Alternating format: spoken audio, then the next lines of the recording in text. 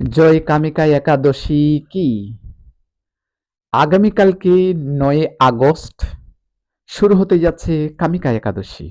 আজকে ৮ আগস্ট দিবাগত রাত্রি 11টা 12 মিনিটে তিথি লগ্নে শুরু হবে কামিকা একাদশী। যারা যারা কামিকা একাদশী থাকবেন আজকে রাত্রি 12টার আগেই নিরামিষ অন্ন ভোজন করে কামিকা একাদশী শুরু করতে পারেন, দত্তমার্জন করে 12টার আগেই। যারা আগামীকালকে রবিবার সারাদিন কামিকা একাদশী থাকবেন, নির্জলা একাদশী যারা থাকবেন, ভগবানকে প্রসাদ লাগিয়ে সন্ধ্যার সময় আপনারা প্রসাদ ভোজন করতে পারবেন।